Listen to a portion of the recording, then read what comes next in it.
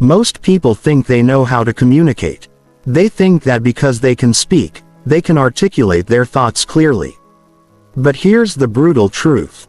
99% of people are walking around with brilliant ideas trapped inside their heads, unable to express them in a way that actually makes an impact. They stumble over their words, lose their train of thought mid-sentence, and watch as their ideas get dismissed or misunderstood. Meanwhile, that 1% who can articulate clearly, they're the ones getting promoted, winning arguments, inspiring others, and basically running the world. Today, I'm going to show you exactly how to join that elite 1%. These aren't just communication tips. These are the secret frameworks that transform your thoughts into verbal gold. Chapter 1. Clears Throat: The Mental Framework Shift.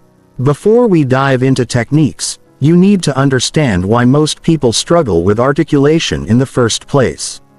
It's not because they lack intelligence or good ideas.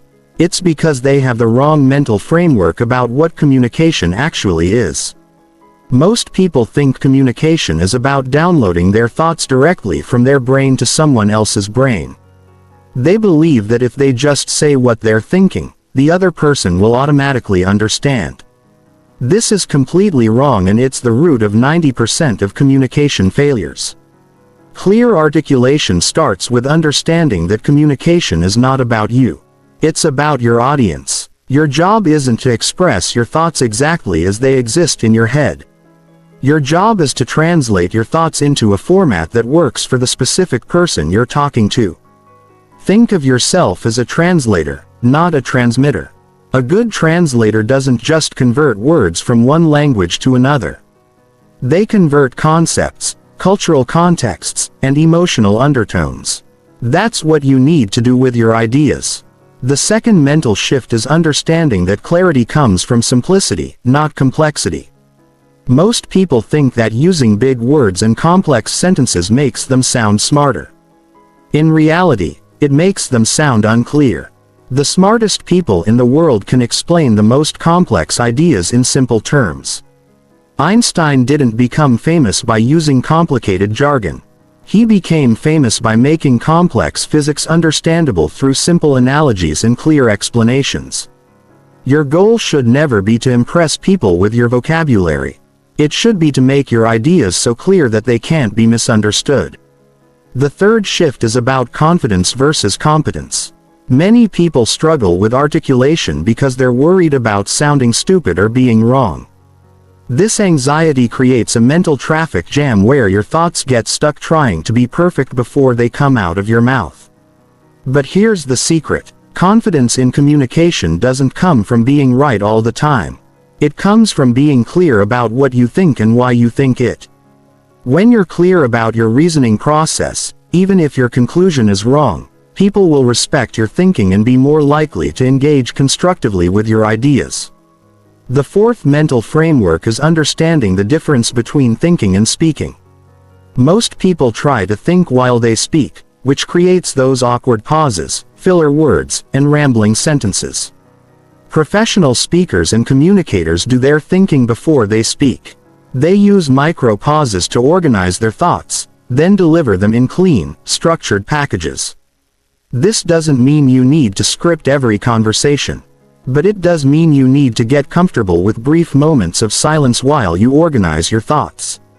The final mental shift is about ownership. Most people treat their communication like it's something that happens to them rather than something they control. They say things like, "I'm not good with words," or, "I'm just not a natural speaker." As if communication ability is a fixed trait like height or eye color.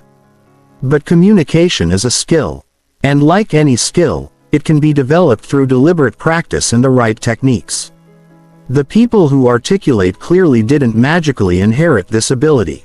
They learned specific frameworks and practiced them until they became automatic. Once you make these mental shifts, everything else becomes much easier.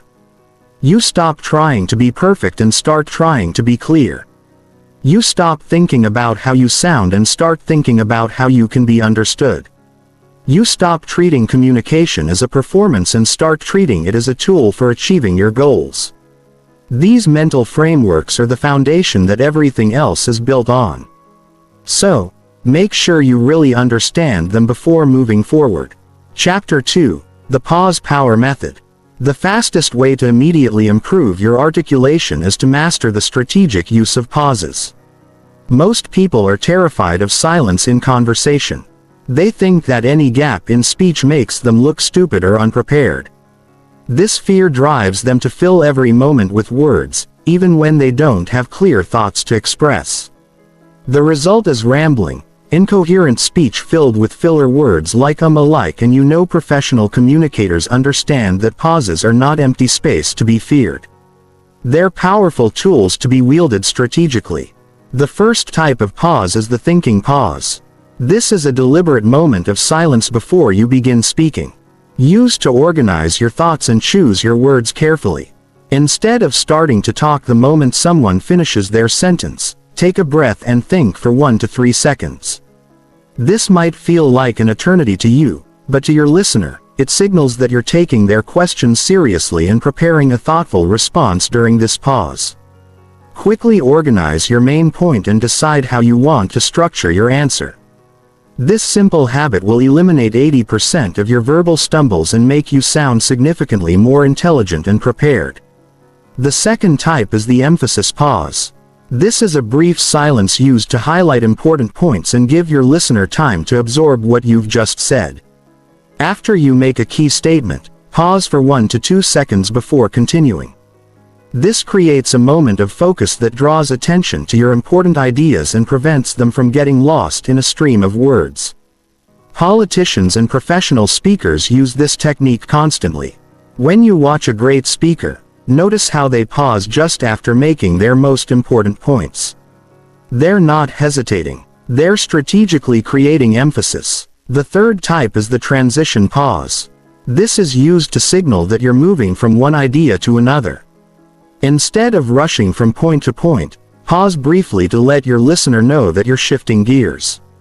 This helps your audience follow your logic and prevents your ideas from blending together into an incomprehensible mess. The transition pause is especially important when you're explaining complex topics or making multi-part arguments. It's like using paragraph breaks in your speech. The fourth type is the listening pause. This comes after someone else has spoken and it serves multiple purposes. First, it ensures that the other person has completely finished their thought before you respond. Many people start formulating their response while the other person is still talking, which means they miss important information and often interrupt mid-sentence. Second, the listening pause gives you time to process what was actually said rather than what you expected to hear. Third, it demonstrates respect for the other person's ideas, which makes them more likely to listen to your response. Here's how to practice the pause power method. Start by becoming aware of your current speech patterns. Record yourself having a conversation or presenting an idea. Then listen back and count how many filler words you use and notice where you rush between thoughts. Most people are shocked by how much verbal clutter they produce without realizing it. Next, practice the thinking pause in low-stakes situations. When someone asks you a simple question like, "How was your day?" resist the urge to immediately respond. Take a breath, organize your thoughts, then give a clear, structured answer. This might feel awkward at first, but it will quickly become natural. For the emphasis pause, practice reading speeches by great communicators out loud, paying attention to where they place their pauses for maximum effect. Then practice incorporating these patterns into your own speech. When you're making a point you want people to remember, state it clearly. Pause for emphasis, then continue. For transition pauses, practice explaining complex topics where you need to move between different ideas. Use phrases like "now here's the important part" followed by a pause, or "let me give you another example" with a brief silence before continuing. The key to mastering pauses is understanding that silence is not the enemy of communication. It's one of your most powerful tools. When you remove the fear of brief silences, you give yourself the space to think clearly and express yourself with precision. Your listeners will perceive you as more thoughtful, confident, and intelligent simply because you take the time to organize your thoughts before speaking them. Chapter 3. Building your internal vocabulary arsenal. Most people have a much larger passive vocabulary than active vocabulary. They can understand thousands of words when reading or listening, but they only use a fraction of those words when speaking. This limited active vocabulary forces them to use imprecise, generic terms that fail to capture the nuance of their thoughts. Building a robust, active vocabulary is like upgrading from a basic toolbox to a professional workshop. You'll be able to express subtle distinctions, convey exact meanings, and communicate with precision that makes your ideas impossible to misunderstand. The first step is understanding the difference between knowing a word and being able to use a word effectively in conversation. Knowing a word means you can recognize its meaning when you encounter it. Using a word effectively means you understand its connotations, its appropriate contexts, and how it fits with other words to create precise meaning. For example, most people know the words confident, arrogant, and self-assured, but they might not understand the subtle differences between them or know when to use each one for maximum accuracy. The vocabulary building system that works best for improving articulation is called active integration. Instead of trying to memorize lists of impressive-sounding words, you focus on expanding your ability to express specific types of ideas with precision. Start by identifying the topics you discuss most frequently in your personal and professional life. These might include emotions, business concepts, relationships, technology, or creative projects.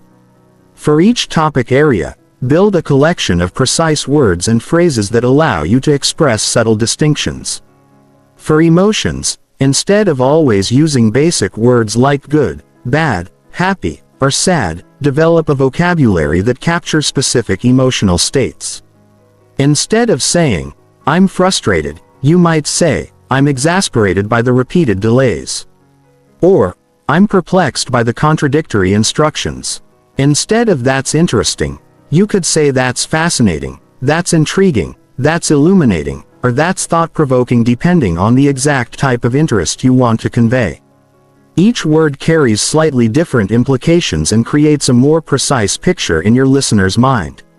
For business and professional contexts, precise vocabulary helps you sound competent and builds credibility with colleagues. Instead of saying, "We should do this differently," you might say, "We should optimize this process." "We should pivot our approach," or "We should streamline these procedures." Each version communicates not just a desire for change, but a specific type of change with different implications and expectations. The key to building active vocabulary is the replacement method. Instead of trying to add new words on top of your current speech patterns, identify the generic words you overuse and systematically replace them with more precise alternatives. Most people overuse words like thing, stuff, good, bad, interesting, nice, and really. Every time you catch yourself about to use one of these generic terms, pause and ask yourself what you really mean. What specific type of thing are you referring to? What particular kind of good are you describing? Practice this replacement method by having vocabulary challenges with yourself for 1 week.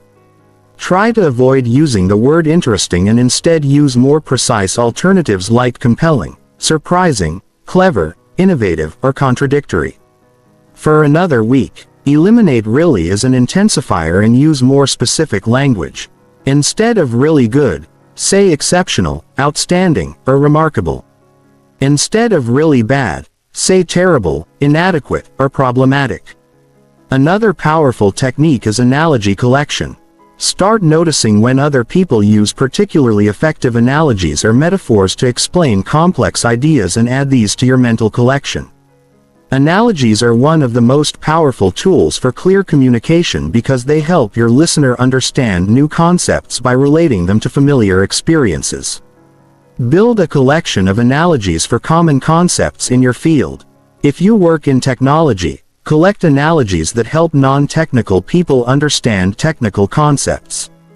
If you work in finance, Collect analogies that make financial concepts accessible to people without financial backgrounds. The final component of vocabulary building is precision practice. Choose one conversation each day and focus entirely on word choice precision. Before speaking, ask yourself, is this the most accurate word for what I mean? Could I choose a word that creates a clearer picture? Am I being as specific as possible? This deliberate practice will gradually make precision automatic in all your conversations. Remember that the goal isn't to sound sophisticated or to impress people with big words.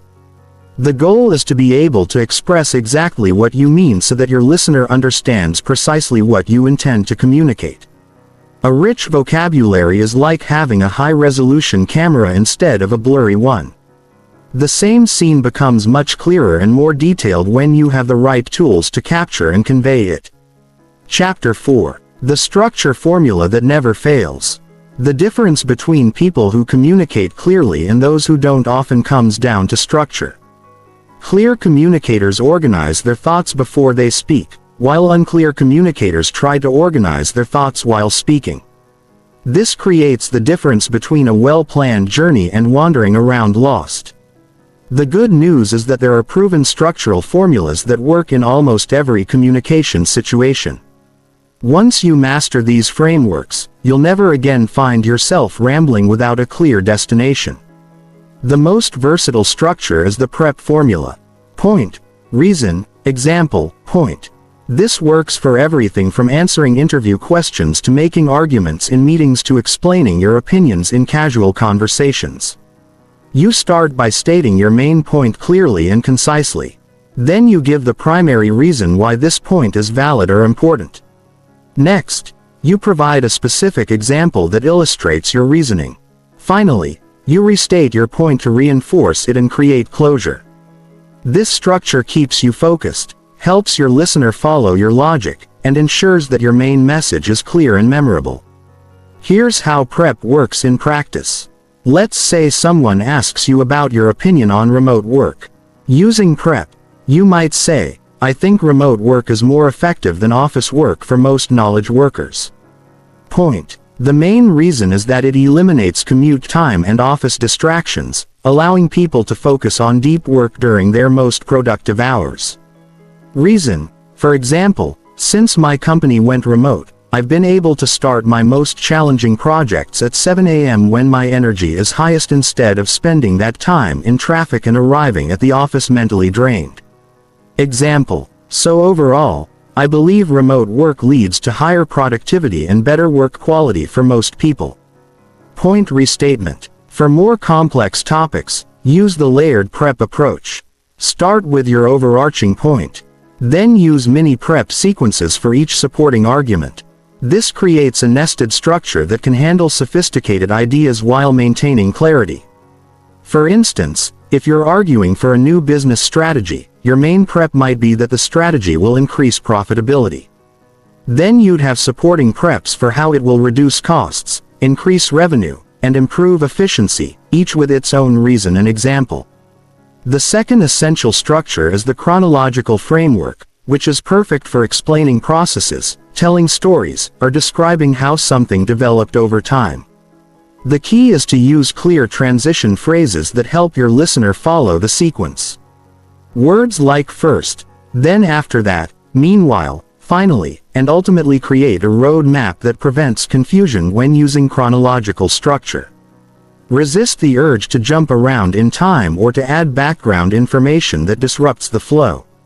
If context is needed, provide it at the beginning before starting the chronological sequence. The third structure is the problem-solution framework. This is incredibly powerful for persuasive communication because it mirrors how people naturally think about challenges. Start by clearly describing the problem in terms that your audience can relate to and understand. Make the problem feel real and urgent. Then introduce your solution, explaining specifically how it addresses the core issues you've identified. Finally, address potential objections or concerns about your solution. This structure works whether you're proposing a new project at work, suggesting a change in family plans, or trying to convince a friend to try a new restaurant. The fourth structure is the comparison framework, which is ideal when you need to help someone choose between options or understand relative merits. Set up the criteria for comparison first so your audience knows what factors matter most. Then systematically compare the options across each criterion. For example, if you're recommending a software tool, you might compare options based on cost, ease of use, features, and customer support. Present information about each option in the same order for every criterion, which makes the comparison easy to follow and reduces cognitive load for your listener. The fifth structure is the cause and effect framework, which is essential for explaining why things happen or predicting what will happen under certain conditions. Start with the situation or conditions you want to explain.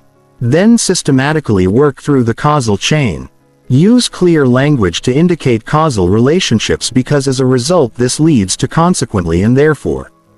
Be careful to distinguish between correlation and causation and acknowledge when you're making predictions rather than describing proven relationships.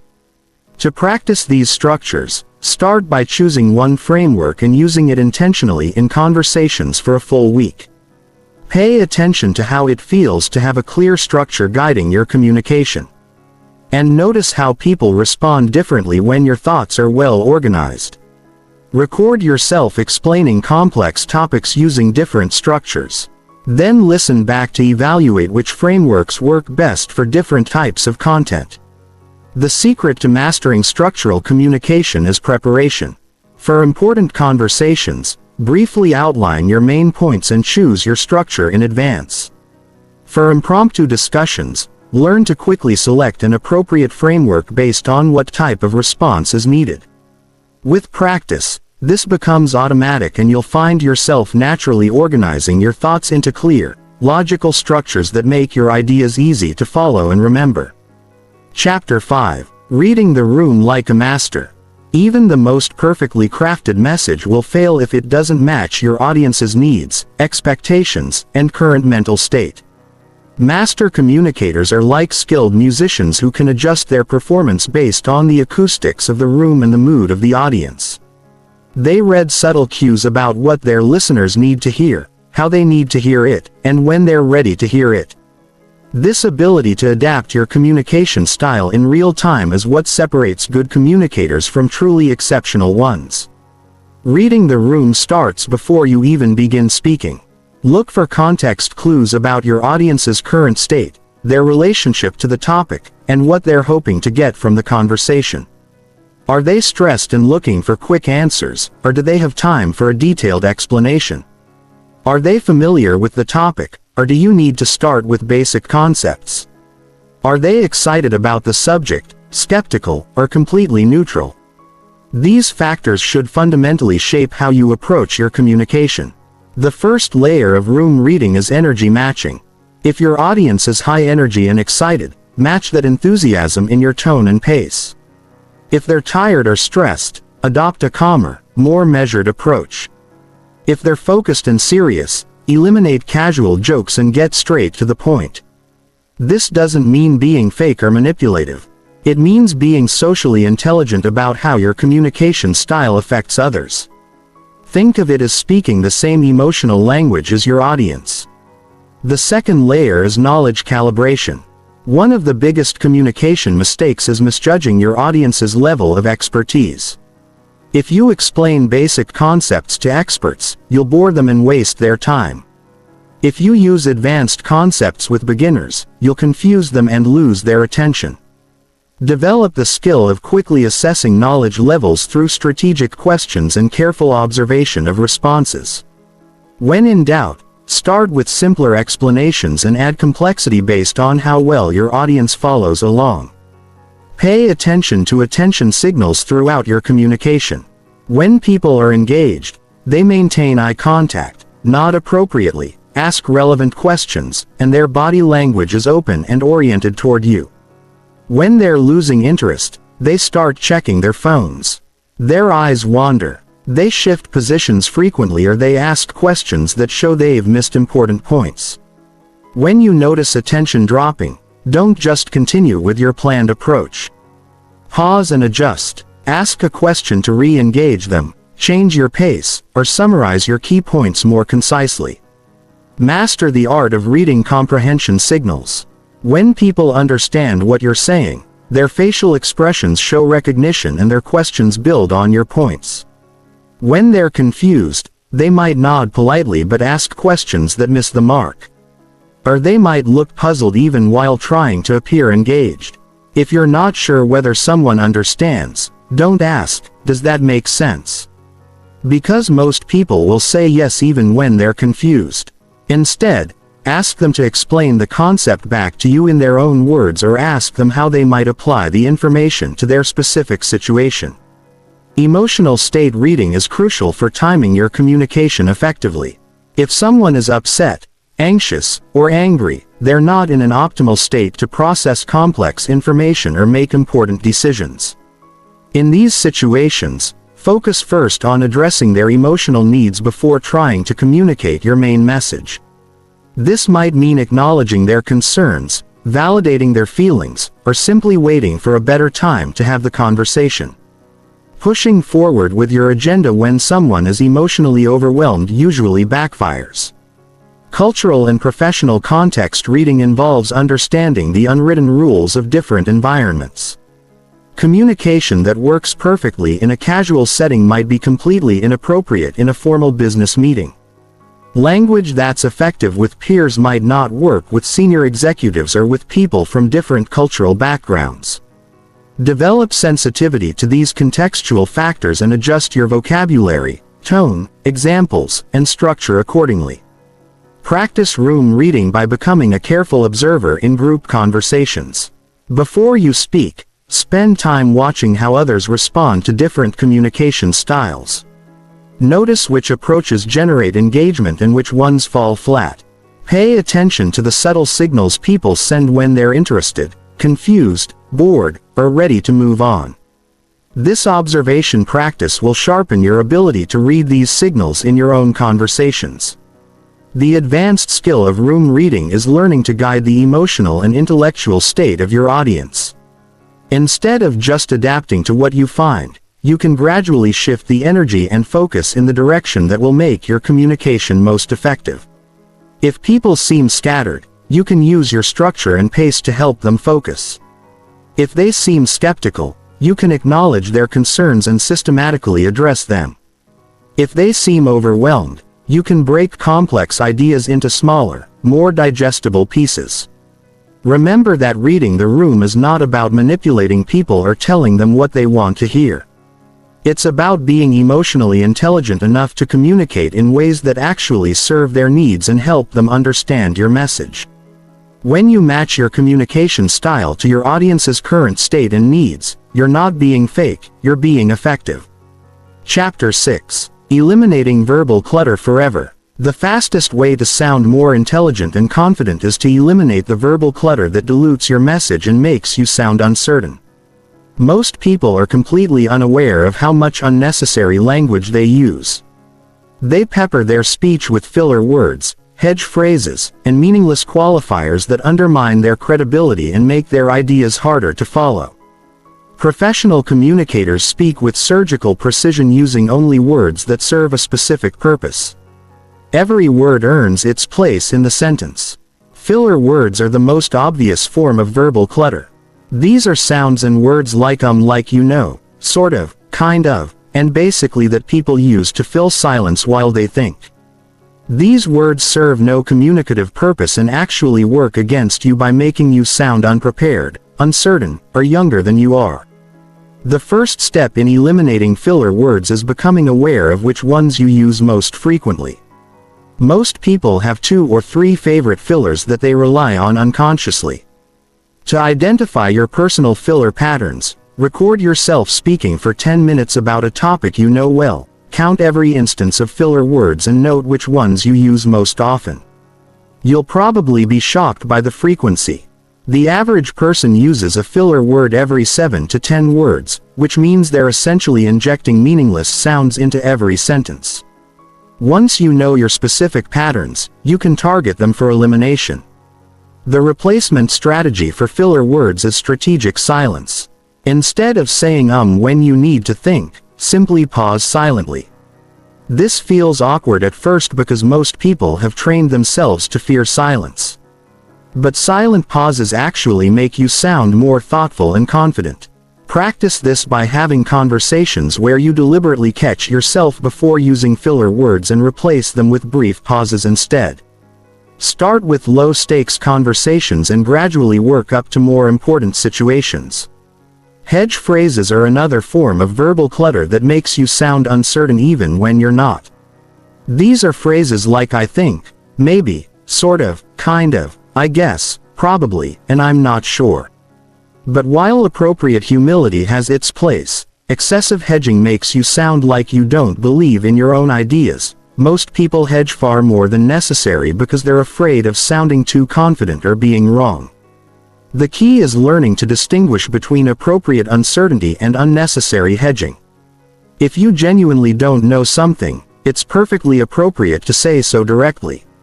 I don't have that information, or I'm not familiar with that topic.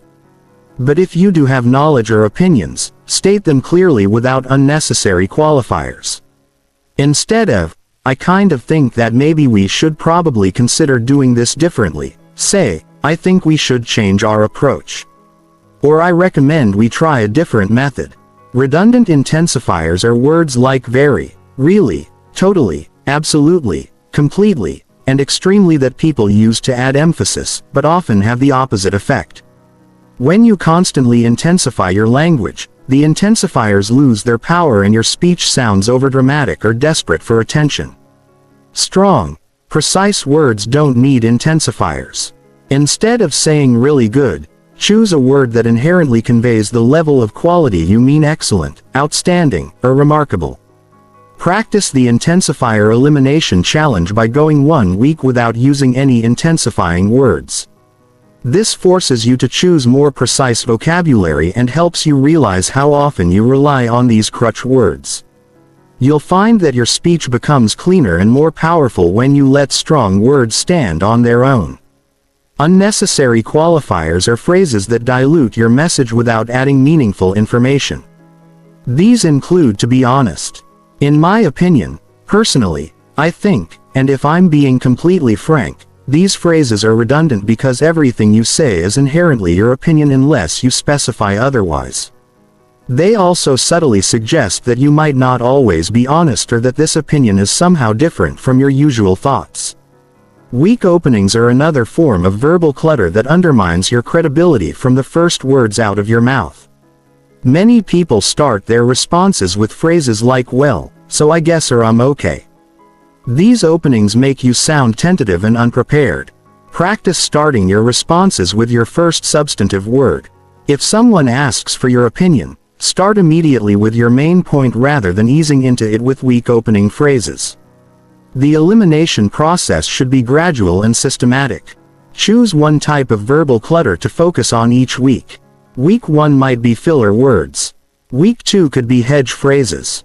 Week 3 might be unnecessary intensifiers.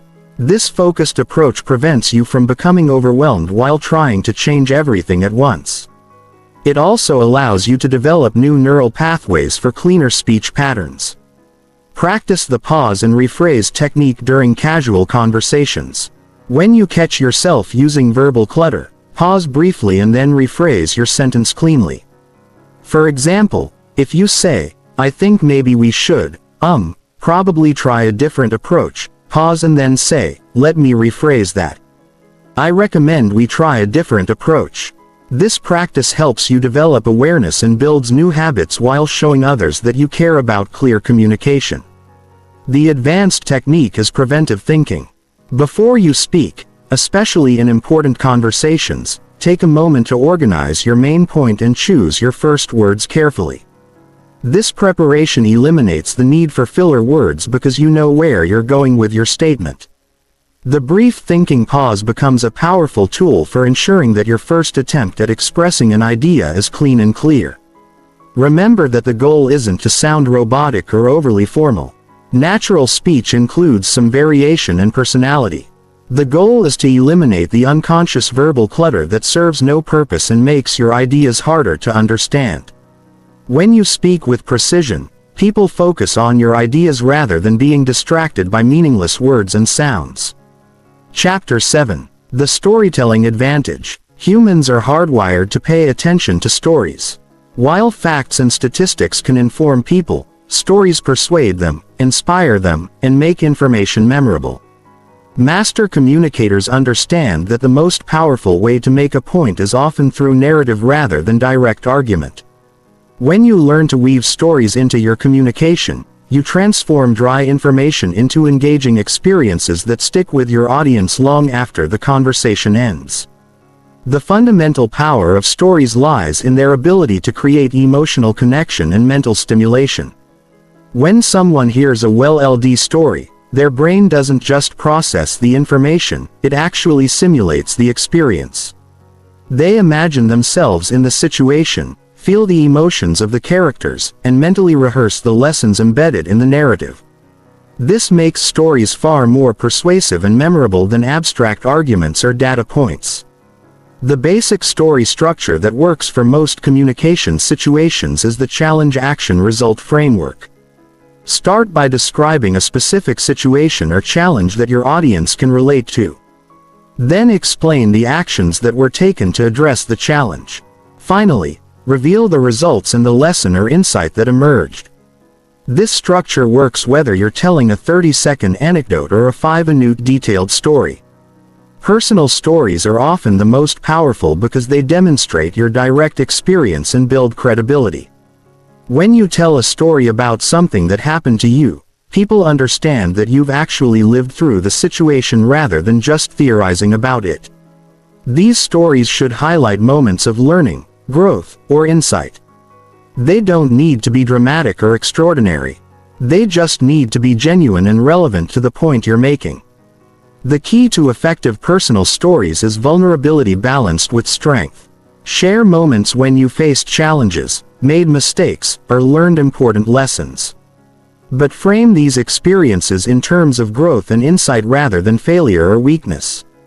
For example, instead of just saying, "I failed at my first business," you might say, "When my first business failed, I learned that market research isn't optional. It's essential. That hard lesson shaped how I approach every new project." Now, professional stories help you illustrate business concepts and share best practices in a way that feels concrete rather than theoretical. These might be stories about successful projects, challenging clients, innovative solutions, or lessons learned from failures.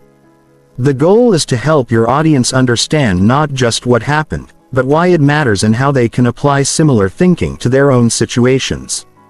Observational stories are about things you've witnessed or learned from others. These are particularly useful when you want to make a point but don't have direct personal experience with the situation. You might tell a story about something you observed at another company, read about in a case study, or learned from a mentor. These stories help you share lessons and insights without claiming experiences you haven't had. The detail selection principle is crucial for effective storytelling. Include sensory details and specific information that helps your audience visualize the situation, but avoid unnecessary information that distracts from your main point. Good storytellers paint just enough of a picture to make the story vivid without getting bogged down in irrelevant details. Focus on details that support your main message or help your audience understand why the situation was significant. Emotional arc management involves taking your audience through a journey of emotions that supports your message. This doesn't mean manipulating people's feelings. It means helping them understand the emotional significance of the events you're describing. A good story might start with excitement or optimism, move through challenge or uncertainty, and end with resolution or insight. This emotional journey helps people remember the story and understand why it matters. The relevance bridge is how you connect your story to your main point without being heavy-handed about it. Some stories are obviously relevant and don't need much explanation. Others require you to explicitly draw the connection between the narrative and your message. Practice smooth transitions like "the reason I tell you this story is," or "what this taught me about leadership is." These bridges help your audience understand why the story matters to the current conversation. Story length calibration depends on your audience and context. In casual conversation, most stories should be 30 seconds to 2 minutes. In presentations or formal settings, you might have room for longer narratives. Pay attention to your audience's attention signals and learn to adjust your story length accordingly. It's better to tell a shorter, focused story than to lose your audience with unnecessary details. Practice collecting stories that illustrate different types of points you commonly make. Build a mental library of narratives that demonstrate concepts like leadership, teamwork, innovation, persistence, learning from failure, customer service, and problem solving. When you have ready examples for common themes, you can use stories spontaneously in conversations without having to think of examples on the spot. The story stacking technique involves using multiple short stories to build a stronger case than any single narrative could make alone. Instead of one long story, you might tell 3 brief examples that illustrate the same point from different angles. This provides multiple forms of evidence while keeping each individual story concise and focused. Remember that the best stories are often simple ones that illustrate universal truths or common experiences. You don't need dramatic adventures or extraordinary circumstances to tell effective stories. Sometimes the most powerful narratives are about everyday moments that reveal important insights about human nature, work, relationships, or personal growth. Chapter 8: Handling Resistance in Difficult Conversations. The ultimate test of your articulation skills comes when you face resistance, disagreement, or emotionally charged conversations. Anyone can communicate clearly when everyone agrees and the stakes are low. But master communicators maintain their clarity and effectiveness even when dealing with hostile audiences, strong disagreements, or highly emotional situations. These challenging conversations are where clear articulation becomes a superpower that can de-escalate conflicts, find common ground, and achieve positive outcomes. The first principle of handling resistance is understanding that it's rarely about you personally. When someone disagrees with your ideas or challenges your proposals, they're usually protecting their own interests, expressing their values, or working with different information than you have. Taking resistance personally creates an emotional reaction that clouds your thinking and makes clear communication impossible. Instead, approach resistance with curiosity about the underlying concerns that are driving the disagreement. The listening first strategy is counterintuitive but incredibly powerful. When someone is pushing back against your ideas, your instinct might be to argue harder or present more evidence. But resistance often comes from feeling unheard or misunderstood. Before you try to address objections, make sure you fully understand what they are. Ask clarifying questions, paraphrase what you've heard, and demonstrate that you're genuinely trying to understand their perspective. This approach often reduces the emotional intensity of disagreements and creates space for productive dialogue. The acknowledgement technique involves explicitly recognizing the validity of someone's concerns before addressing them.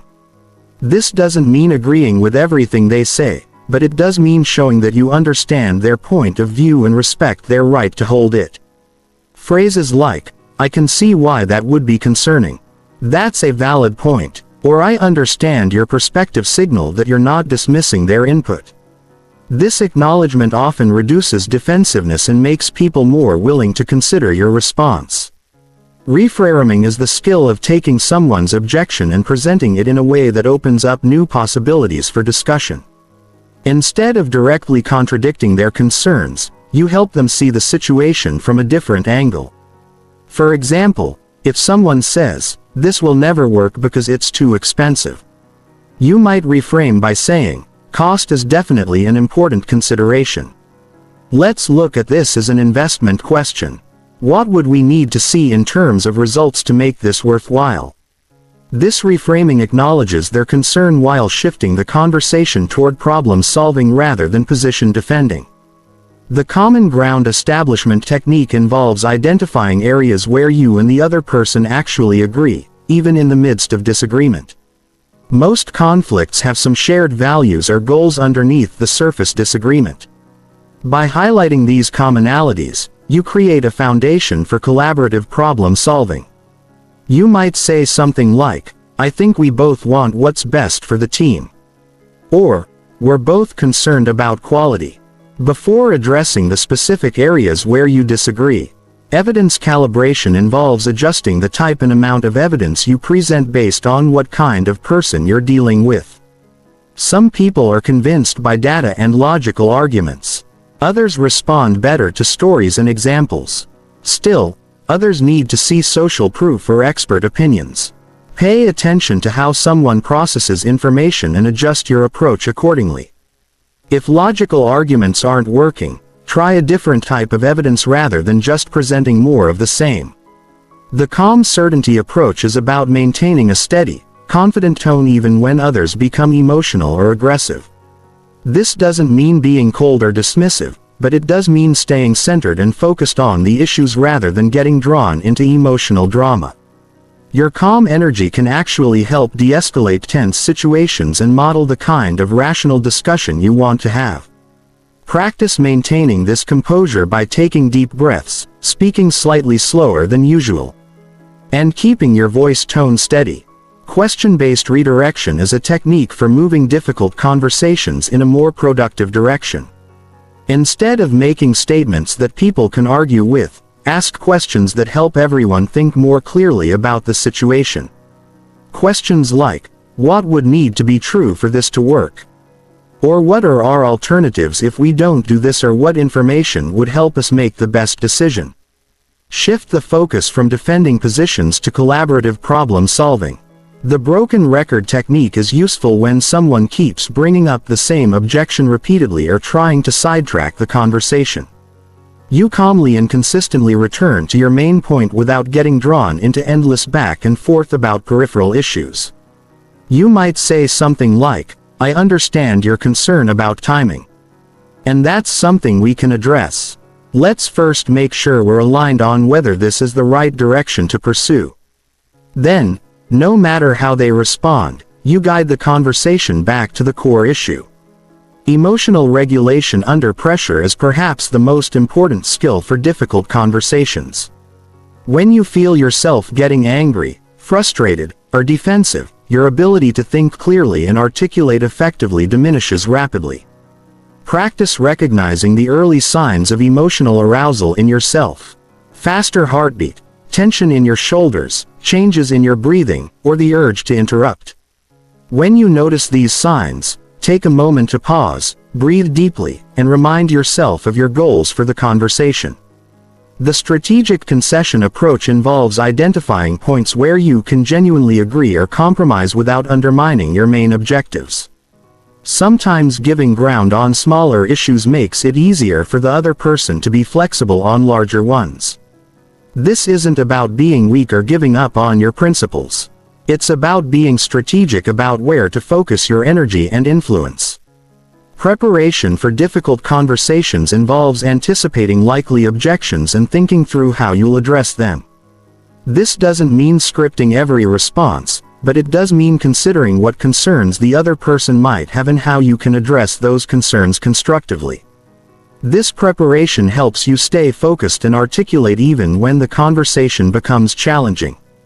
Remember that the goal of handling resistance isn't to win every argument or convince everyone to agree with you. The goal is to have productive conversations that move things forward, maintain relationships, and find solutions that work for everyone involved. Sometimes the best outcome is agreeing to disagree while maintaining mutual respect and finding ways to work together despite different perspectives. Chapter 9. Mastering Voice, Tone, and Delivery. Your ideas might be brilliant and your structure might be perfect, but if your voice, tone, and delivery don't support your message, you'll still fail to communicate effectively. The way you sound is just as important as what you say. Your vocal qualities convey confidence, competence, and credibility before people even process your words. Master communicators understand that their voice is an instrument that needs to be deliberately tuned and skillfully played to achieve maximum impact. Vocal authority comes from several technical elements that you can learn to control. The first is breath support, which affects everything else about how you sound. Most people breathe shallowly from their chest, which creates a thin, weak voice that lacks power and presence. Professional speakers breathe deeply from their diaphragm, which produces a fuller, more resonant sound that naturally commands attention. Practice diaphragmatic breathing by placing one hand on your chest and one on your stomach. When you breathe correctly for speaking, your stomach hand should move more than your chest hand. Pace control is crucial for maintaining listener attention and ensuring comprehension. Most people speak too quickly when they're nervous and too slowly when they're uncertain. The optimal speaking pace varies depending on your audience and content, but generally falls between 140 and 180 words per minute for most business communication. Practice varying your pace strategically. Slow down for important points to ensure they land with impact and speed up slightly during background information or familiar concepts to maintain energy. Volume modulation doesn't just mean speaking loudly enough to be heard. It means using strategic changes in volume to create emphasis and maintain interest. Professional speakers raise their volume slightly for important points and lower it for intimate or dramatic moments. They understand that contrast captures attention better than constant loudness. Practice using volume changes to highlight key information and create vocal variety that keeps listeners engaged. Pitch variation prevents the monotone delivery that puts audiences to sleep. Your natural speaking pitch should be neither artificially high nor unnaturally low, but somewhere in the middle of your comfortable range. From this baseline, vary your pitch to convey different types of information and emotions. Rising pitch often indicates questions or uncertainty, while falling pitch suggests statements and confidence. Practice reading content aloud while consciously varying your pitch to match the meaning and emotion of your words. Resonance and timbre are the qualities that make some voices naturally more pleasing and authoritative than others. These characteristics are largely determined by how you use your resonating chambers. Your chest, throat, and head. A voice that resonates primarily in the chest tends to sound deeper and more authoritative. A voice that resonates mainly in the head tends to sound thinner and less powerful.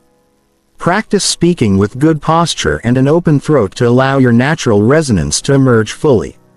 Articulation precision ensures that every word you speak is clearly understood.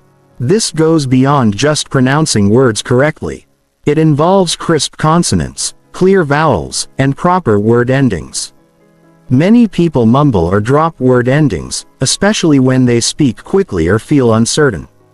Practice exaggerating your articulation during practice sessions to develop muscle memory for clear speech. Read tongue twisters and complex passages aloud to improve your precision and agility. Strategic pausing, which we discussed earlier, becomes even more powerful when combined with proper vocal delivery. The pause gives your previous statement time to resonate, both literally and figuratively. It also builds anticipation for what comes next. Practice using pauses of different lengths for different purposes. Brief pauses for emphasis, longer pauses for dramatic effect, or to allow complex information to be processed. Vocal energy matching involves adjusting your overall vocal intensity to match the situation and your audience's energy level. A high-energy presentation requires more vocal dynamism than an intimate conversation. But energy isn't the same as volume. You can speak quietly and still convey high energy through pace, pitch variation, and vocal quality. Practice calibrating your vocal energy to different contexts and audiences. Eliminating vocal fillers like and requires not just awareness but also vocal alternatives. Instead of filling silence with meaningless sounds, learn to use strategic pauses or transition phrases like "the key point is what's important to understand" or "let me put this another way." These phrases give you time to think while maintaining vocal flow and actually adding value to your communication. Emotional congruence means ensuring that your vocal qualities match the emotional content of your message. If you're discussing something serious with a light, cheerful tone or presenting exciting opportunities with a flat monotone delivery, your mixed signals will confuse your audience and undermine your credibility.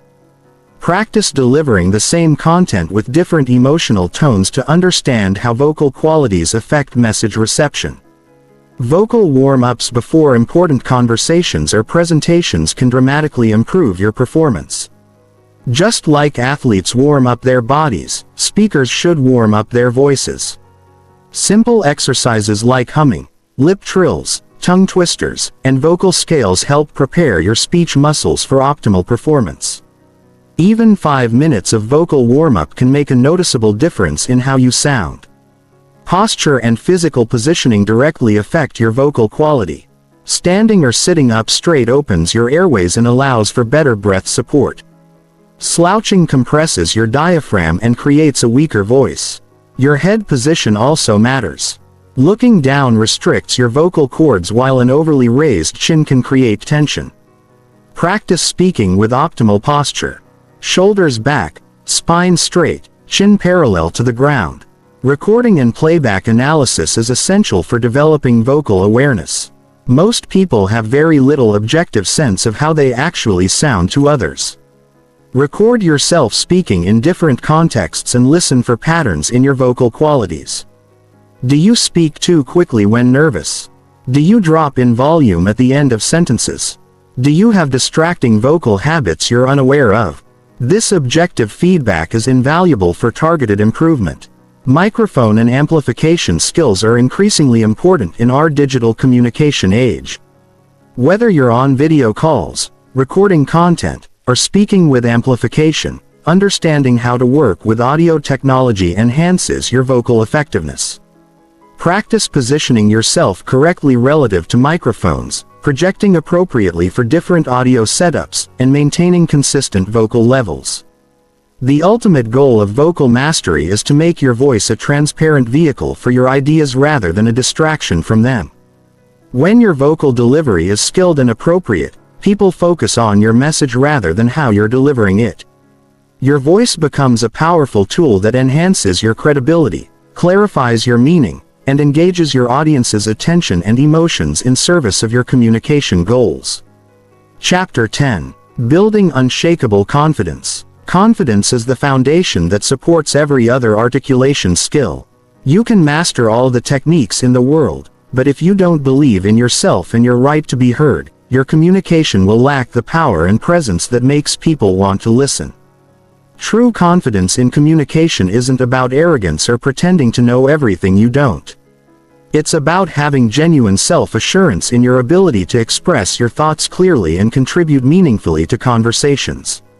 The first step in building communication confidence is understanding the difference between confidence and competence. Many people think they need to be experts on every topic before they can speak confidently about anything. This is completely backwards. Confidence comes from being comfortable with the boundaries of your knowledge and being able to articulate what you do know clearly while acknowledging what you don't. A confident communicator can say, "I don't know, but I'll find out," with as much authority as they can share their expertise. Competence building involves systematically expanding your knowledge in areas that matter to your personal and professional goals. This doesn't mean trying to become an expert in everything, but it does mean developing solid understanding in your core areas of responsibility and interest. When you genuinely know your material, confidence becomes much easier because you're not worried about being exposed as unprepared or uninformed. Create a learning plan that helps you deepen your expertise in the topics you discuss most frequently. The preparation principle recognizes that confidence often comes from being well prepared for important conversations.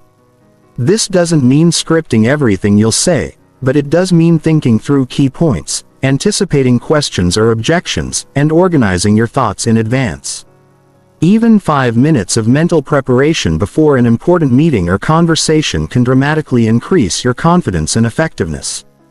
Professional communicators prepare not because they lack confidence but because preparation enhances confidence. Reframing internal dialogue is crucial. Because most communication anxiety comes from negative self-talk rather than external threats. Many people have internal critics that constantly tell them they're not smart enough, experienced enough, or articulate enough to contribute meaningfully to conversations. These internal voices are usually based on past experiences, other people's opinions, or unrealistic standards rather than current reality. Practice recognizing and challenging these negative thoughts with more balanced, realistic assessments. The progressive exposure method involves gradually putting yourself in increasingly challenging communication situations to build confidence through experience. Start with low-stakes conversations where the outcome doesn't matter much. Then gradually work up to higher-stakes situations. Each positive experience builds evidence that you can communicate effectively, which increases your confidence for future situations. This is like building physical strength through progressively heavier weights rather than jumping straight to the maximum load. Success documentation helps you build a realistic sense of your communication abilities by keeping track of positive feedback, successful outcomes, and moments when your communication made a difference. Most people have selective memory that focuses on failures and embarrassing moments while forgetting successes and positive feedback. Keep a record of compliments on your communication, times when your ideas were well received, and situations where your input helped solve problems or advance projects. The mindset shift from perfectionism to effectiveness is essential for communication confidence. Perfectionist thinking tells you that every word must be exactly right. Every pause must be perfectly timed and every response must be brilliant. This creates paralysis and anxiety that actually makes your communication worse. Effectiveness thinking focuses on whether your message was understood, whether you achieved your goals, and whether you contributed positively to the conversation. Effectiveness is much more achievable than perfection.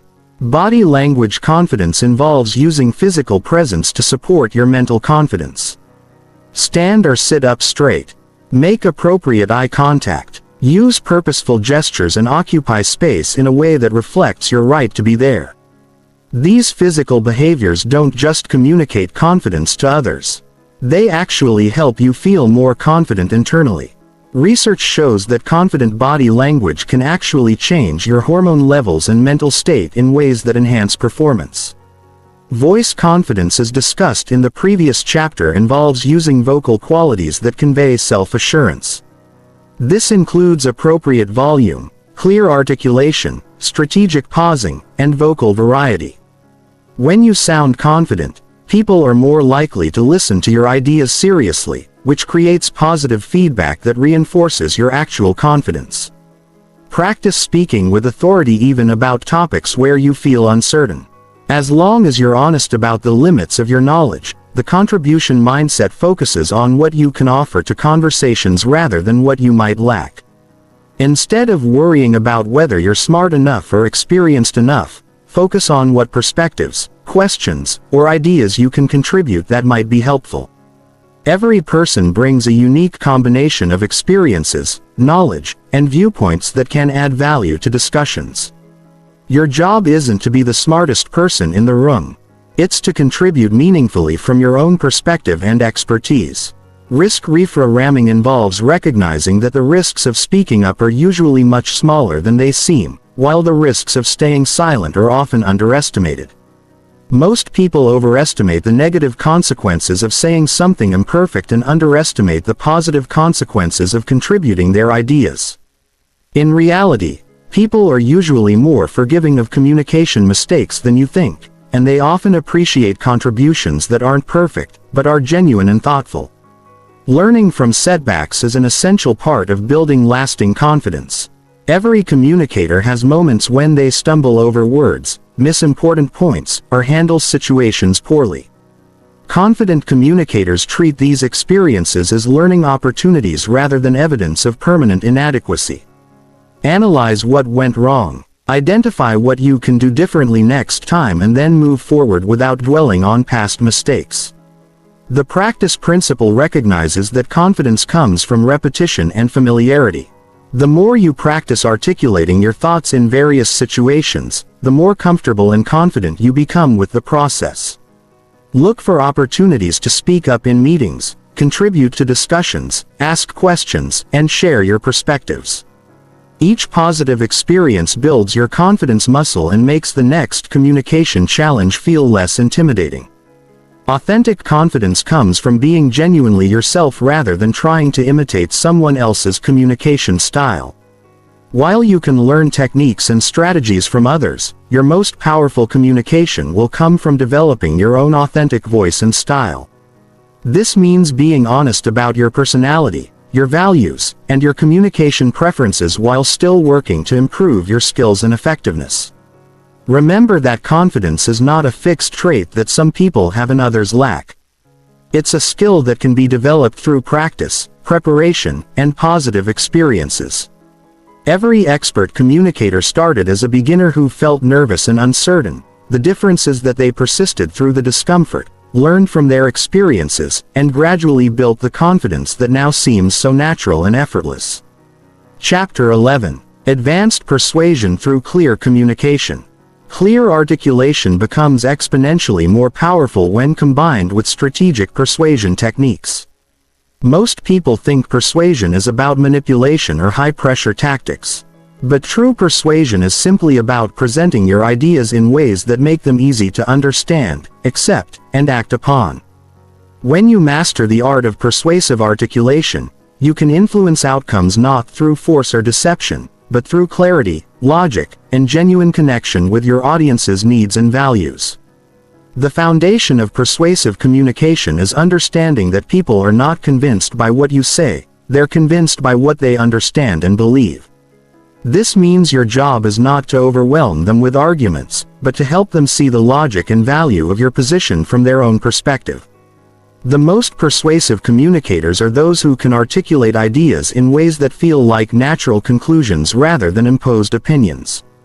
The reciprocity principle recognizes that people are more likely to accept your ideas when they feel you understand and respect theirs. Start persuasive conversations by acknowledging what the other person values, what concerns they might have, and what outcomes they're hoping to achieve. This doesn't mean agreeing with everything they say, but it does mean demonstrating that you've listened carefully and understand their perspective. When people feel heard and respected, they become much more open to considering new information and alternative viewpoints.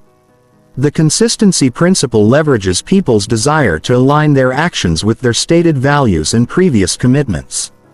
Instead of trying to convince someone to adopt entirely new beliefs, help them see how your proposal aligns with principles they already hold. If someone values efficiency, show how your idea improves efficiency. If they prioritize team success, demonstrate how your proposal benefits the team. Frame your arguments in terms of their existing values rather than trying to change those values.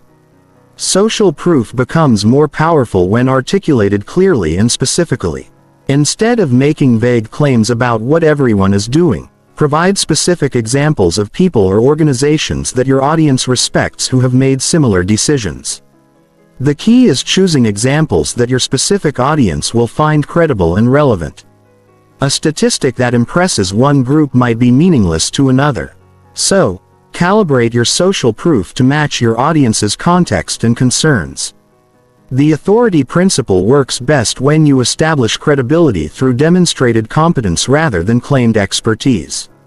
Instead of telling people you're an expert, show them through the quality of your analysis, the depth of your preparation, and the thoughtfulness of your responses to their questions. True authority and communication comes from consistently providing valuable insights and demonstrating genuine understanding of complex issues. Scarcity and urgency must be articulated honestly to be persuasive. If there really are limited opportunities or time constraints, explain these clearly and help people understand the implications of different timing decisions. But manufactured urgency or false scarcity undermines your credibility and destroys trust. People can usually sense when pressure tactics are being used and they resent being manipulated. Authentic urgency clearly explained can motivate action without damaging relationships. The contrast principle involves helping people understand their options by clearly articulating the differences between alternatives. This isn't about making other options look bad. It's about helping people understand the true implications of different choices. Present information objectively. Highlight key distinctions and let people draw their own conclusions about what matters most to them. When you trust your audience to make good decisions with good information, they're more likely to trust your recommendations. Emotional connection through storytelling becomes particularly powerful in persuasive contexts. People make decisions with their emotions and then justify those decisions with logic. By telling stories that help people envision positive outcomes or understand potential consequences, you engage both their emotional and rational decision-making processes. The stories you choose should be relevant, credible, and focused on outcomes that matter to your specific audience. The preemption technique involves addressing likely objections before they're raised. This doesn't mean arguing against positions no one has taken, but it does mean thoughtfully considering what concerns your audience might have and addressing them proactively. This approach demonstrates that you've thought carefully about different perspectives and aren't trying to hide potential drawbacks or complications. When you address concerns before people raise them, you build trust and credibility. Question-based persuasion uses strategic questions to help people think through issues for themselves rather than simply accepting your conclusions. Questions like what would need to be true for this to work or how do you think our customers would respond to this? Engage people as collaborators in problem-solving rather than targets of persuasion. When people participate in developing the logic behind a decision, they're much more committed to the outcome. The incremental agreement strategy involves building momentum through a series of smaller agreements that lead logically to your main point. Instead of asking for a major commitment up front, start with points of agreement and gradually work toward more significant decisions. Each yes makes the next yes more likely. And by the time you reach your main request, you've already established a pattern of agreement and collaboration.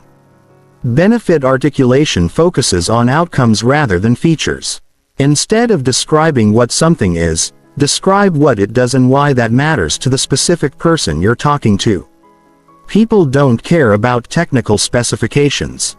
They care about how those specifications will improve their lives, solve their problems, or help them achieve their goals.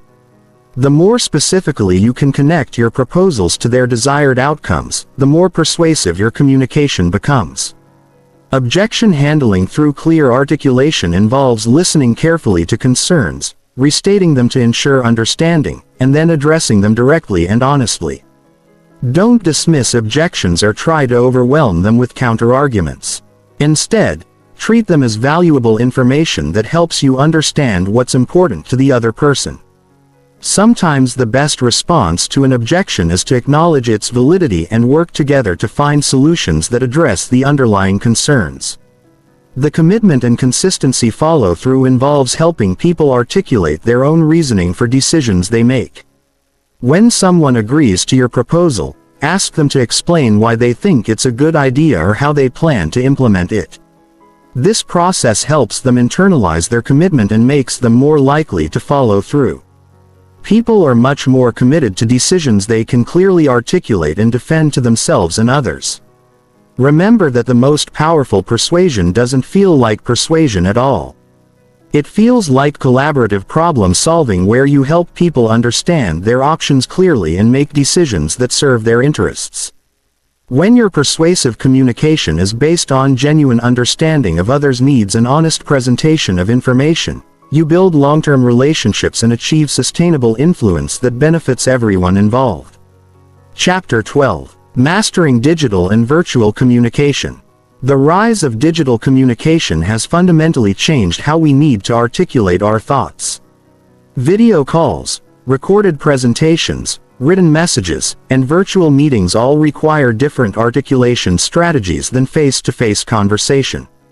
Many of the subtle cues and feedback mechanisms we rely on in person are reduced or eliminated in digital formats, which means you need to be even more intentional and skilled in how you express your ideas to maintain clarity and connection.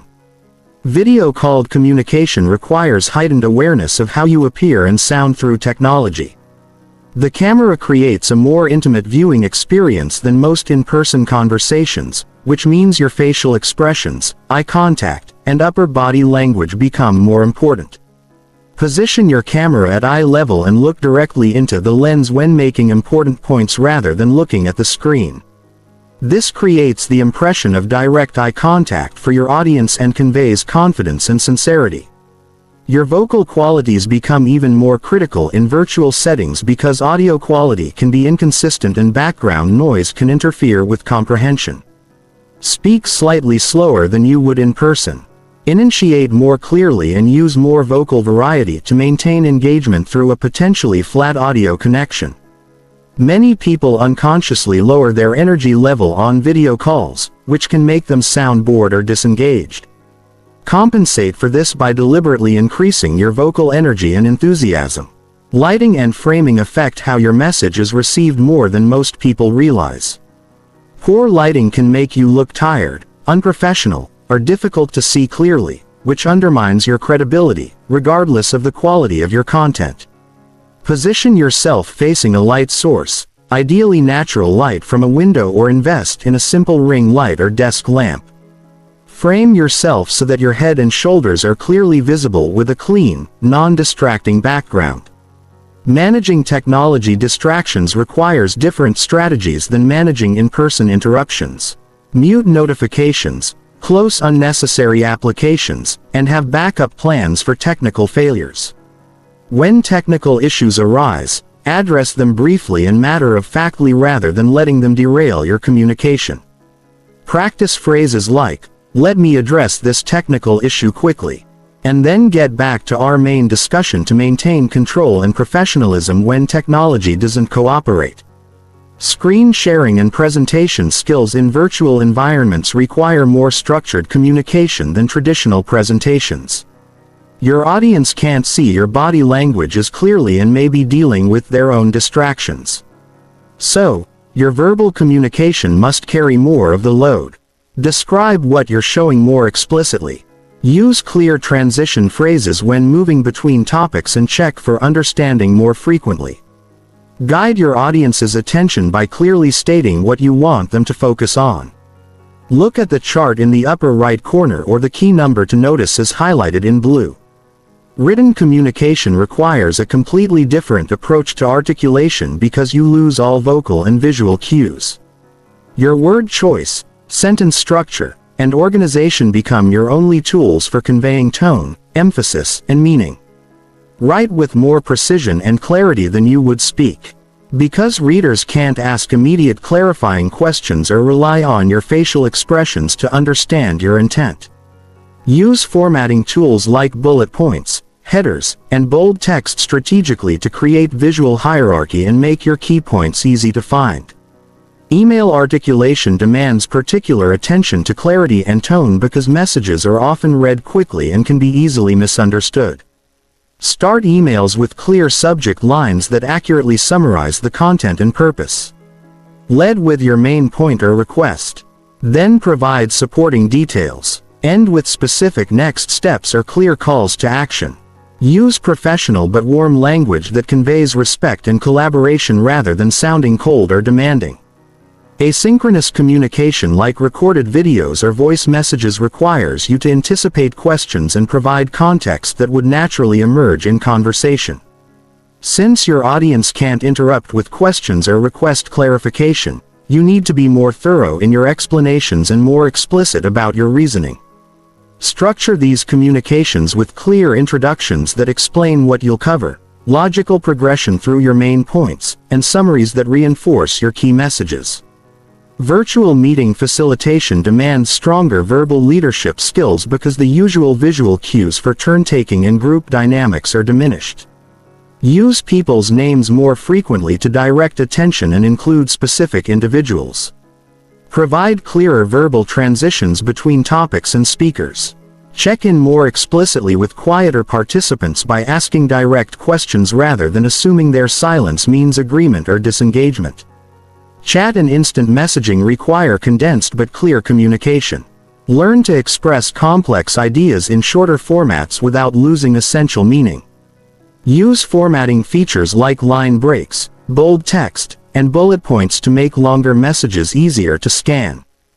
Be more explicit about tone when necessary since your usual vocal and facial indicators aren't available. Phrases like, "I'm excited about this opportunity," or, "I have some concerns about this approach," help clarify your intent. Time zone and cultural considerations become more complex in global digital communication. Be explicit about timing, deadlines, and cultural context when communicating across different regions. Use specific dates and times rather than relative references like tomorrow or next week. Be sensitive to different communication styles and expectations and adapt your approach accordingly while maintaining your core message clarity. Recording and playback skills are increasingly important as more communication happens through recorded messages, video updates, and asynchronous presentations. Practice speaking to a camera or microphone as if you're talking to a specific person rather than an abstract audience. This creates more engaging and personal communication.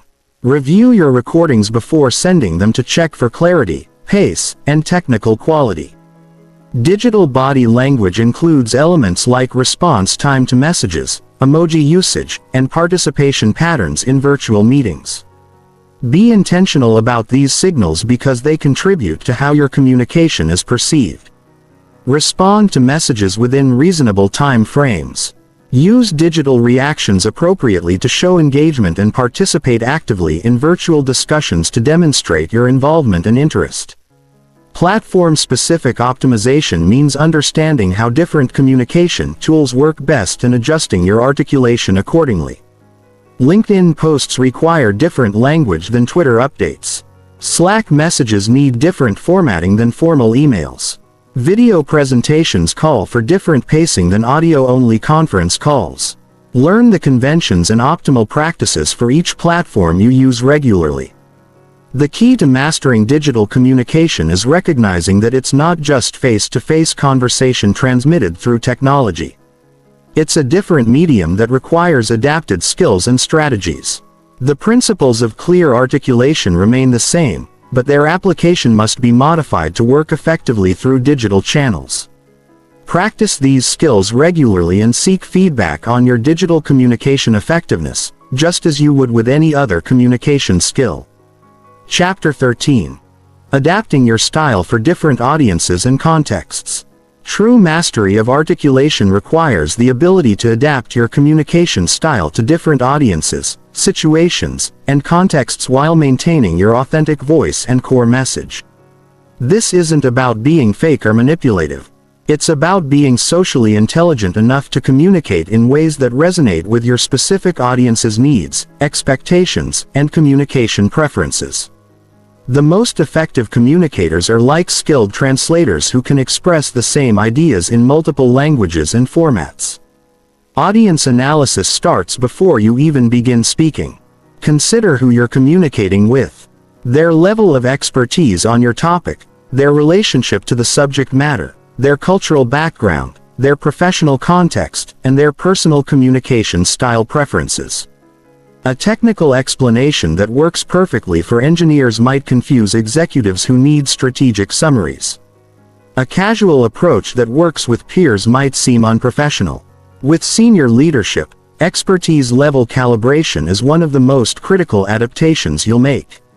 When speaking to experts in your field, you can use technical terminology, assume background knowledge, and focus on nuanced distinctions and advanced concepts. When communicating with beginners, you need to define terms, provide context, use analogies, and build understanding step by step. The key is accurately assessing your audience's knowledge level and adjusting accordingly without being condescending or overwhelming. Professional hierarchy considerations affect not just the formality of your language, but also the structure and focus of your communication. When speaking with senior executives, lead with strategic implications and bottom-line impact, then provide supporting details if requested. When communicating with peers, you can engage in more collaborative discussion and detailed technical analysis. When speaking with junior colleagues, focus on learning opportunities and provide more guidance and context. Cultural adaptation requires sensitivity to different communication norms, values, and expectations.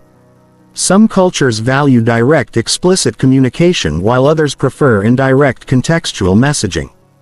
Some prioritize individual achievement while others emphasize collective success. Some expect formal protocols while others prefer casual interaction. Research and observe the cultural norms relevant to your audience and adjust your approach while remaining authentic to your own style. Industry-specific language and conventions vary significantly across different professional fields. Legal professionals, medical practitioners, technology workers, creative professionals, and financial services experts all have different communication cultures and expectations. Learn the communication norms and terminology relevant to the industries you work with most frequently. This doesn't mean adopting jargon unnecessarily, but it does mean understanding what language will be most clear and credible to your specific audience. Generational differences in communication preferences are increasingly important as workplaces become more age diverse. Different generations have different expectations about formality, technology use, feedback styles, and communication frequency. Younger professionals might prefer quick digital updates, while older colleagues might appreciate more detailed, formal communication. Adapt your approach based on what works best for your specific audience rather than making assumptions based on age alone. Emotional context adaptation involves recognizing the emotional state of your audience and adjusting your communication style accordingly. If people are stressed about deadlines, be more concise and action-oriented. If they're excited about opportunities, match their enthusiasm while providing grounding details. If they're dealing with difficult changes, be more supportive and patient in your communication. Your emotional intelligence should inform how you present information and respond to reactions. High-stakes versus low-stakes communication requires different levels of preparation, formality, and precision. Casual brainstorming sessions allow for more experimental language and incomplete thoughts. Board presentations demand polished, well-structured communication with clear, supporting evidence. Crisis communications require calm, authoritative delivery with specific action steps. Calibrate your preparation and delivery style to match the importance and consequences of the communication. Group size considerations affect how you structure and deliver your communication. One-on-one conversations allow for more personal connection and interactive discussion. Small groups enable collaborative dialogue and detailed exploration of ideas. Large audiences require more structured presentation formats with clear main points and engaging delivery techniques. Very large audiences need simplified messages with strong emotional connection and memorable takeaways. Time constraint adaptation means adjusting the depth and structure of your communication based on available time. When time is limited, lead with your most important points and provide supporting details only if time permits. When you have more time available, you can explore topics in greater depth, encourage questions and discussion, and provide comprehensive context. Always respect time boundaries, and help your audience understand how you're managing the available time. Medium-specific adaptation acknowledges that different communication channels require different approaches. Face-to-face conversations allow for full use of verbal and nonverbal communication. Phone calls require stronger vocal skills and more explicit verbal cues. Written communication demands more precision and structure. Presentation settings call for more dynamic delivery and visual support. Each medium has its strengths and limitations that should inform your communication strategy. Purpose-driven adaptation means adjusting your style based on what you're trying to accomplish. Informational communication requires clear organization and comprehensive coverage. Persuasive communication demands understanding of audience motivations and strategic presentation of benefits. Inspirational communication calls for emotional connection and compelling vision. Problem-solving communication needs collaborative language and structured analysis. Match your style to your intended outcome. Feedback integration involves paying attention to how your audience responds and adjusting your approach in real time. If people look confused, slow down and provide more explanation. If they seem bored, increase your energy and find ways to make the content more relevant. If they're asking detailed questions, they're ready for more depth. If they're checking phones or looking distracted, Simplify your message and refocus their attention. The consistency challenge is maintaining your authentic voice and core personality while adapting to different contexts. You don't want to become a completely different person in each situation, but you do want to present yourself in ways that work best for your specific audience. Think of this as choosing different aspects of your personality to emphasize rather than creating false personas. Your core values and communication principles should remain consistent even as your style and approach adapt. Practice adaptation by intentionally communicating about the same topic to different audiences and noticing how you naturally adjust your language, examples, and emphasis. Record these different versions and analyze what changes you made and why. This conscious practice will help you become more skilled at making appropriate adaptations quickly and naturally in real-time communication situations. Chapter 14. The Science of Influence Through Words. Understanding the psychological principles behind how words influence thoughts, emotions, and decisions gives you tremendous power to communicate more effectively and ethically. This isn't about manipulation or trickery. It's about understanding how human psychology works and using that knowledge to craft messages that truly serve your audience's needs while achieving your communication goals. The science of influence helps you choose words and phrases that naturally align with how people process information and make decisions. Cognitive load theory explains why simple, clear communication is more influential than complex, sophisticated language. The human brain has limited processing capacity for new information. When you use unnecessary complexity, technical jargon, or convoluted sentence structures, you consume your audience's mental resources with decoding your message rather than evaluating its merit. Simple, direct language allows people to focus their cognitive energy on understanding and considering your ideas rather than struggling to comprehend what you're saying. The primacy and recency effects demonstrate why your opening and closing statements are disproportionately important. People remember best what they hear first and what they hear last, while information in the middle tends to fade from memory. This means you should front-load your most important points and end with strong, memorable conclusions. Don't bury your key messages in the middle of long explanations where they're likely to be forgotten. Anchoring bias shows how initial information influences all subsequent judgments. The first number, example, or comparison you provide becomes a reference point that shapes how people interpret everything else you say. If you're discussing costs, starting with a higher anchor makes subsequent numbers seem more reasonable. If you're talking about timelines, your initial estimate influences how people perceive alternative proposals. Use this principle ethically by providing realistic, relevant anchors that help people make good decisions. Framing effects reveal how the same information can influence decisions differently depending on how it's presented. Describing a medical procedure as having a 90% success rate versus a 10% failure rate conveys identical information but creates different emotional responses. Frame your messages in ways that help people focus on the most relevant aspects for their decision-making needs. Positive framing often motivates action, while negative framing can motivate prevention or caution. The availability heuristic explains why vivid specific examples are more persuasive than abstract statistics.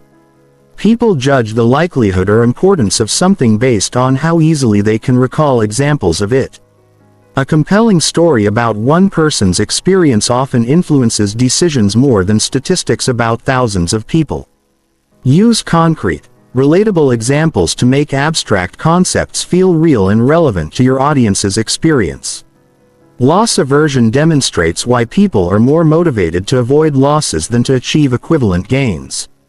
Phrases like "don't miss this opportunity" or "avoid these common mistakes" tap into this psychological tendency when appropriate. Frame your recommendations in terms of what people might lose by not taking action rather than only focusing on what they might gain. This approach can be particularly effective for motivating change or urgent action. Social proof mechanisms show how references to others' behavior and choices influence individual decisions. People look to others for guidance about what's normal, appropriate, or effective. Phrases like most of our clients find that the majority of teams discover are successful companies typically provide social validation for your recommendations. Choose social proof examples that your specific audience will find credible and relevant. Authority indicators include not just formal titles and credentials, but also demonstrated expertise, confident delivery, and knowledgeable responses to questions. People are more likely to be influenced by sources they perceive as credible authorities. Build your authority through the quality of your preparation, the depth of your knowledge, and your ability to address concerns thoughtfully. Avoid claiming authority you don't have, as this damages credibility when discovered.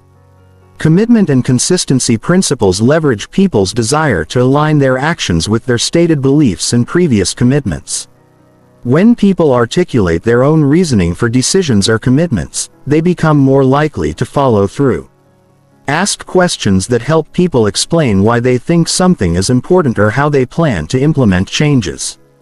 Their own words become more influential than your arguments. Reciprocity dynamics suggest that people feel obligated to return favors and positive treatment. This applies to communication through providing value, showing genuine interest in others' perspectives, and offering helpful insights before asking for anything in return. When you consistently provide valuable information and thoughtful analysis, people become more receptive to your recommendations and requests. The contrast principle shows how presenting options in comparison to each other influences which choice seems most attractive. The order in which you present alternatives and the specific comparisons you highlight shape how people evaluate their options. Present information in ways that help people understand the true differences between choices without manipulating them toward inappropriate decisions. Emotional contagion research demonstrates how emotions spread through communication. Your emotional state influences your audience's emotional response, which in turn affects their decision-making. Confident, optimistic communication tends to create confidence and optimism in others. Anxious, uncertain delivery creates anxiety and doubt. Manage your own emotional state. To support the outcomes you want to achieve, neurological research on language processing reveals how certain words and phrases activate different parts of the brain. Action verbs engage motor cortex regions. Sensory language activates sensory processing areas and emotional words stimulate limbic system responses. Use varied language that engages multiple brain regions to create more memorable and impactful communication. Cognitive biases like confirmation bias, where people preferentially process information that confirms their existing beliefs, affect how your messages are received. Present information in ways that connect to your audience's existing knowledge and values rather than challenging their fundamental worldview unnecessarily. When you do need to present contrary information, acknowledge their perspective first and explain your reasoning carefully. The spacing effect shows that information repeated across multiple communications is retained better than information presented only once. Important messages benefit from strategic repetition across different contexts and conversations. This doesn't mean saying the exact same thing repeatedly, but rather reinforcing key concepts through different examples, applications, and perspectives. Ethical application of influence science requires using these principles to help people make decisions that truly serve their interests, not to manipulate them for your benefit. The goal should be clearer communication and better decision-making, not getting people to do things that aren't in their best interest. When you use psychological principles ethically, you build trust and achieve sustainable influence that benefits everyone involved. Understanding influence science also helps you recognize when others might be using these techniques inappropriately. This knowledge protects you from manipulation while helping you communicate more effectively with integrity. The most powerful influence comes from genuinely understanding and serving others' needs while expressing your ideas with psychological sophistication. Chapter 15. Putting it all together. Your articulation mastery blueprint. Mastering articulation isn't about perfecting individual techniques in isolation. It's about integrating all these skills into a coherent, natural communication style that serves you in every situation. The journey from conscious incompetence to unconscious competence requires a systematic approach to practice, feedback, and continuous improvement. This final chapter provides you with a practical blueprint for developing and maintaining elite-level articulation skills that will set you apart from 99% of communicators. The foundation phase focuses on building awareness and establishing basic habits. Start by recording yourself in various communication situations for 1 week. Listen objectively to identify your current patterns. What filler words do you use most frequently? How often do you pause strategically versus filling silence with meaningless sounds? Do you speak too quickly when nervous or too slowly when uncertain? How clear is your articulation under different conditions? This baseline assessment shows you exactly where to focus your initial improvement efforts. Systematic skill building involves focusing on one core technique at a time until it becomes automatic, then adding the next skill. Week 1 might focus entirely on eliminating your most common filler word. Week 2 could add strategic pausing.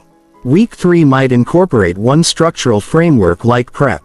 This sequential approach prevents overwhelm and ensures that each skill becomes solidly integrated before you move to the next challenge. Daily practice routines should include both formal exercises and informal application opportunities. Spend 10 minutes each morning reading challenging passages aloud to improve articulation, precision, and vocal variety. Practice explaining complex topics from your work in simple terms. Record yourself giving mini presentations on subjects you care about. These focused practice sessions accelerate skill development more than relying only on natural conversation opportunities. The feedback loop system involves seeking input from others about your communication effectiveness. Ask trusted colleagues or friends to notice and comment on specific aspects of your communication. I'm working on speaking more slowly and clearly. Would you let me know when I rush through important points? This external feedback helps you develop awareness faster than self-monitoring alone. Situational application means deliberately practicing new skills in progressively challenging contexts. Start with low-stakes conversations where mistakes don't matter. Then gradually work up to high-stakes situations. Practice new techniques during casual social interactions before using them in important business meetings. This progressive approach builds confidence and competence systematically. The integration challenge involves combining multiple skills simultaneously without losing the natural flow of conversation. Initially, focusing on one technique might make your communication feel awkward or artificial. The goal is to practice until these skills become so natural that you can use multiple techniques simultaneously while maintaining authentic, engaging communication. Performance under pressure requires specific preparation and mental training. Identify the situations that challenge your articulation most significantly: public speaking, difficult conversations, high-stakes negotiations, or technical presentations. Develop specific strategies for maintaining clarity and confidence in these contexts. Practice visualization techniques where you mentally rehearse successful communication in challenging situations. Continuous learning involves staying current with communication best practices and seeking new challenges that stretch your abilities. Read books about communication. Watch skilled speakers to analyze their techniques. Take courses or workshops to learn new approaches. The best communicators never stop learning and refining their skills. Personal style development means finding ways to apply these techniques while remaining authentically yourself. You don't want to become a robot who perfectly executes communication formulas without personality or warmth. The goal is to enhance your natural communication style with proven techniques that make you more effective while remaining genuinely yourself. Measurement and tracking help you monitor your progress and identify areas for continued improvement. Keep a communication journal where you note successful interactions, challenging situations, and lessons learned. Track specific metrics like how often you use filler words, how well your presentations are received, or how effectively you handle difficult conversations. This data helps you understand your progress and focus your practice efforts. The advanced practitioner phase involves teaching others and seeking increasingly complex communication challenges. When you can explain communication concepts clearly to others, you deepen your own understanding. Look for opportunities to mentor junior colleagues, lead training sessions, or participate in speaking organizations. Teaching forces you to articulate your knowledge more precisely and exposes gaps in your understanding. Maintenance and refinement recognize that articulation mastery is an ongoing process, not a destination. Even expert communicators continue practicing and seeking feedback. Schedule regular communication skill reviews, perhaps quarterly or annually, to assess your current abilities and identify new areas for growth. Communication is too important to allow skills to stagnate or decline through neglect. Technology integration involves adapting your skills to new communication platforms and tools as they emerge. Virtual reality meetings, AI-assisted communication, and other technological developments will continue changing how we communicate. The fundamental principles of clear articulation remain constant, but their application must evolve with changing communication contexts. The ripple effect considers how your improved communication skills impact all areas of your life. Better articulation doesn't just help at work. It improves your relationships, increases your influence in community organizations, enhances your ability to advocate for causes you care about, and helps you express your thoughts and feelings more effectively in all contexts. The skills you develop create positive changes that extend far beyond your initial motivation for improvement. Long-term mastery requires understanding that exceptional communication ability is one of the highest leveraged skills you can develop. It amplifies every other talent you have and opens doors that would otherwise remain closed. Great ideas poorly communicated have little impact, while modest ideas clearly articulated can change the world. Your investment in communication mastery will pay dividends throughout your entire personal and professional life. The ultimate goal is unconscious competence, where excellent articulation becomes so natural that you don't have to think about it. Your words flow clearly and persuasively because you've trained your mind and practiced the techniques until they become automatic. At this level, you can focus entirely on your content and your audience while trusting that your articulation skills will serve you effectively in any situation. Remember that joining the top 1% of communicators isn't about perfection. It's about consistent application of proven principles with authentic care for your audience's needs and interests. When you combine technical skill with genuine desire to serve others through clear communication, you develop the kind of articulation ability that creates lasting impact and meaningful influence in everything you do.